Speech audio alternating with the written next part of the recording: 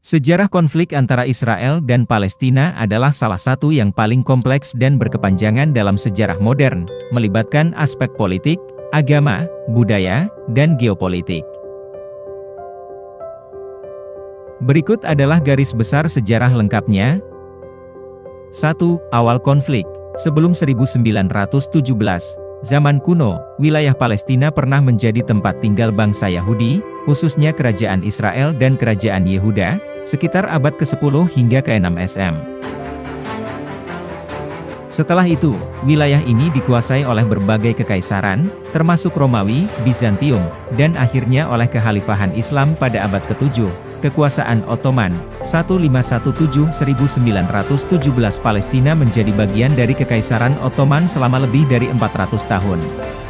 Penduduknya terdiri dari komunitas Muslim, Kristen, dan Yahudi yang hidup berdampingan. 2. Era mandat Inggris dan Deklarasi Balfour, 1917-1948, Deklarasi Balfour, 1917 sedih pemerintah Inggris mendukung ide pembentukan tanah air nasional untuk orang Yahudi di Palestina. Hal ini memicu migrasi besar-besaran Yahudi ke wilayah tersebut, terutama setelah Perang Dunia Pertama. Mandat Inggris, 1920-1948 Inggris mengelola Palestina atas mandat dari Liga Bangsa-Bangsa. Ketegangan antara penduduk Arab Palestina dan imigran Yahudi meningkat karena adanya persaingan tanah dan klaim nasionalisme. 3. Perang Dunia Kedua dan Holocaust. Holocaust selama Perang Dunia Kedua menyebabkan eksodus besar orang Yahudi dari Eropa ke Palestina, meningkatkan populasi Yahudi di wilayah tersebut. Hal ini memperburuk hubungan antara komunitas Arab dan Yahudi. 4. Resolusi PBB dan pembentukan Israel, 1947-1948, Resolusi PBB 1947, Perserikatan Bangsa-Bangsa mengusulkan pembagian Palestina menjadi dua negara, satu untuk Yahudi dan satu untuk Arab, dengan Yerusalem sebagai zona internasional. Komunitas Yahudi menerima rencana ini, tetapi komunitas Arab menolaknya. Perang Arab-Israel 1948. Setelah Israel memproklamasikan kemerdekaannya pada 14 Mei 1948, negara-negara Arab di sekitarnya menyerang. Israel berhasil mempertahankan wilayahnya, dan konflik ini menghasilkan 700.000 pengungsi Palestina. 5. Perang dan pendudukan wilayah, 1948-1967, Perang 1956, Israel, Inggris, dan Perancis menyerang Mesir setelah nasionalisasi terusan Suez oleh Gamal Abdel Nasser. Perang 6 hari, 1967 sedih Israel mengalahkan koalisi negara-negara Arab dan merebut tepi barat, jalur Gaza, dataran tinggi Golan, dan Yerusalem Timur. Wilayah-wilayah ini tetap menjadi inti konflik hingga hari ini. 6. Intifada dan Perjanjian Perdamaian, 1987-1993, Intifada pertama, 1987-1993 Pemberontakan Rakyat Palestina melawan pendudukan Israel. Konflik ini melibatkan aksi protes besar-besaran, kekerasan, dan pembentukan kelompok seperti Hamas. Perjanjian Oslo, 1993 sedih kesepakatan antara Israel dan Palestina yang bertujuan untuk menciptakan solusi dua negara. Namun, implementasi perjanjian ini terhambat oleh kekerasan di kedua belah pihak. 7.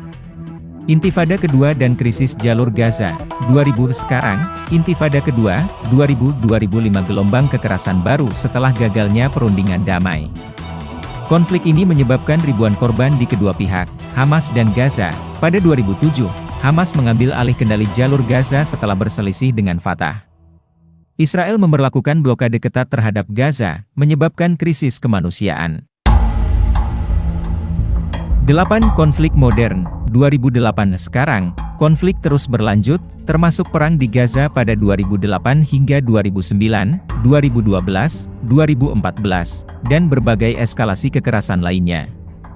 Israel tetap menduduki tepi barat dan memperluas permukiman Yahudi di wilayah tersebut, yang dianggap ilegal oleh hukum internasional. Abraham Accords, 2020 sedih beberapa negara Arab seperti Uni Emirat Arab dan Bahrain menormalisasi hubungan dengan Israel, tetapi Palestina merasa dikhianati. Faktor utama konflik, 1.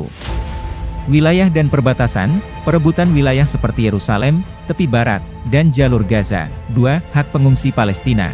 Pengungsi Palestina menuntut hak untuk kembali ke tanah mereka. 3. Permukiman Israel. Israel terus memperluas permukiman di tepi barat, yang dianggap ilegal oleh komunitas internasional. 4. Yerusalem. Kota ini memiliki makna religius bagi Islam, Kristen, dan Yahudi. Potensi solusi, beberapa solusi yang diusulkan termasuk 1. Solusi dua negara, Israel dan Palestina hidup berdampingan sebagai dua negara berdaulat. 2. Solusi satu negara, semua wilayah menjadi satu negara, tetapi hal ini menghadapi tantangan demografi dan politik. Namun, hingga saat ini, solusi yang berkelanjutan masih sulit dicapai karena kurangnya kepercayaan dan kepentingan yang bertentangan.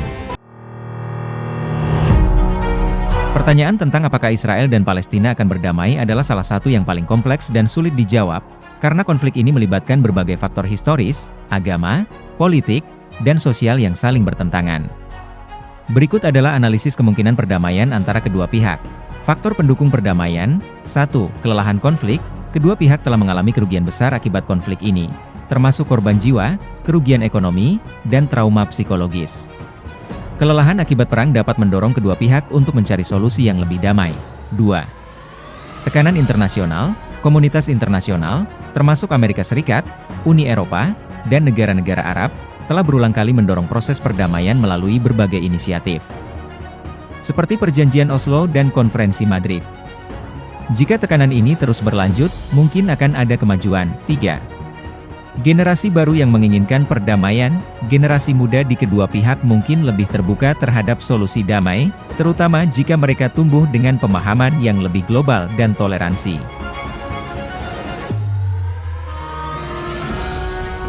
4. Solusi dua negara. Sebagian besar komunitas internasional mendukung solusi dua negara, di mana Israel dan Palestina akan hidup berdampingan sebagai negara yang merdeka dan berdaulat.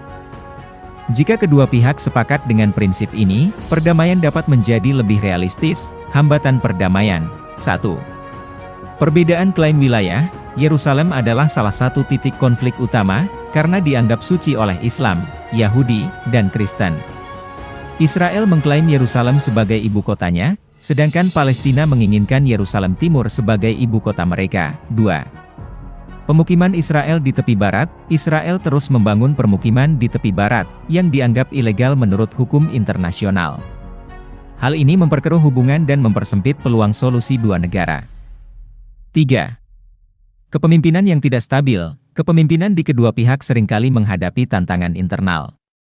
Misalnya, perpecahan antara Fatah, yang menguasai tepi barat, dan Hamas, yang menguasai Gaza, melemahkan posisi Palestina dalam negosiasi.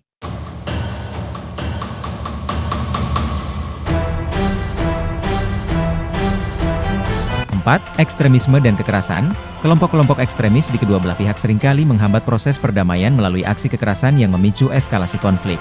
5. Kurangnya kepercayaan. Israel dan Palestina memiliki sejarah panjang saling tidak percaya, yang diperparah oleh kegagalan perjanjian damai sebelumnya. Skenario masa depan. 1. Perdamaian melalui solusi dua negara. Jika negosiasi serius terjadi dengan dukungan komunitas internasional, solusi dua negara dapat dicapai, meskipun dengan kompromi yang menyakitkan bagi kedua pihak. 2. Konflik berkepanjangan. Jika tidak ada langkah signifikan menuju perdamaian, konflik dapat terus berlangsung dalam bentuk kekerasan berskala kecil, blokade, dan protes selama beberapa dekade. 3.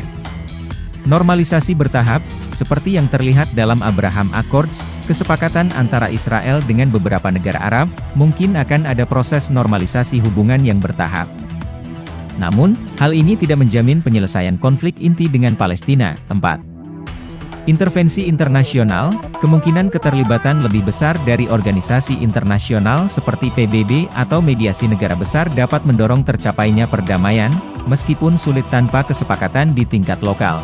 Kesimpulan, perdamaian antara Israel dan Palestina bukanlah sesuatu yang tidak mungkin, tetapi membutuhkan langkah besar dari kedua pihak untuk mengesampingkan perbedaan dan fokus pada masa depan yang lebih baik.